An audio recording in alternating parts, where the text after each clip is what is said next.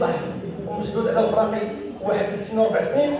كان انا ذاك السنه الاولى ديالنا كمجلس مدينه الدار البيضاء نبرجوا هذا الاصلاح باش نهار يتحل الملعب يتحل هو كامل وصالح الفرق. الان غنعاودوا نديروا الاصلاح ديالو واللي حنا قابلينه واللي غيصبح عاوتاني 18 شهر او عامين على الباقي.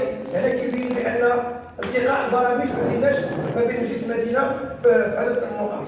نبغي نشد باستغلال هذا الموضوع المخصص للسوم المخصصه لمقاطعه حي محمد وهذا اصلاح الملعب.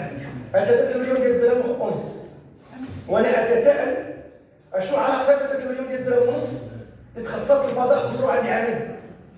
كتعرفوا ان هذه سنتين هنا في القاعه جينا ولقينا 7 مليون ديال الدرهم اللي كانت مخصصه للدوار ديال الدجاج كانت غتمشي لمقاطعه عين الشمس، وطرافعنا هنا جميع اعضاء مجلس ديال مقاطعه حي محمد والاخوان، وتم اقتسامنا على قسمين 3 مليون درهم ونص للحي المحمدي و3 مليون. الى يومنا هذا لم ترى النور بالحي المحمدي، الى يومنا هذا ما تحطش ولا مية بالحي المحمدي. والان هذاك المبلغ الى سمحت لي والان هذاك المبلغ هو وانا اعتذر ونتمنى ما يكونش نفس المبلغ ولا محدد للملعب.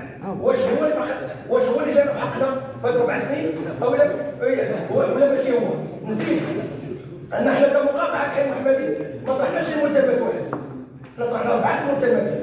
المقاطعه الوحيده اللي ما تخصص لها حتى مشروع في 3 سنوات من قبل خليني جاب باتفاقيات خارج مجلس مدينه الدار البيضاء. احنا في الدوره ديالنا مجلس مقاطعه حي محمدي حطينا مشروع تعليه احسن سوق احسن واللي هو سوق وطني واللي كيجيب الناس من المغرب كامل، سوق التوب واللي حنا والمشاريع طرحنا كحي محمدي هي مشاريع مديره للدخل ماشي غتنفع المواطنين وغتجيب مداخل المقاطعه. طرحنا تعليه سوق احسن، طرحنا اعاده تهيئه وتاهيل سوق السلام، طرحنا القاعه المخططه الكليه، طرحنا حنا المقاطعه الوحيده اللي ما صلحنا حتى واحد ملعب القوم. حنا ولا تدخل سيدي الوليد كنا غنبقاو واقفين، والان ما تعطاتنا ولا ملعب القوم زي في مقاطعه حي محمد. هذه كلها اسئله كطرح. طرحنا في الطريق المحيلي في طريق الفوارات، وما يمكنش ان مقاطعات كتجيها الميزانيات بالملايير وفي كل دوره كنلقاو 3 مليار 4 مليار 6 مليار المقاطعات معينه، ومقاطعه حي محمدي باقي حاصلين 300 مليون.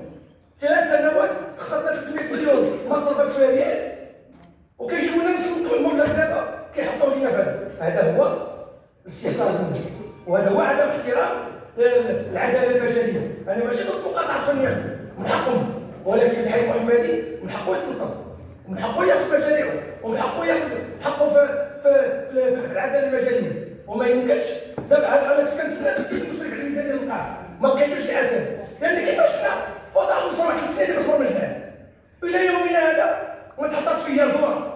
ولقيت للناس من بعدنا بعامين تبرمجت لهم مشاريع ولا خديت تحطت تنفذ. هذا غير معقول وما يمكنش، لان مجلس المدينه هو يمثل البيضاويين كاملين ويمثل ساكنه الدار البيضاء كامله. ما يمكنش شي وتابع السكان حي محمدي راهو ماشي مساكن الدار، ما يمكنش نخليو الناس من الدار البيضاء على حي محمدي على صيغه جغرافيه. مطالبنا محدوده الى يومنا هذا لم تتحقق ولا 1% من مطالبنا لمجلس مدينه الدار البيضاء. شكرا لكم. شكرا.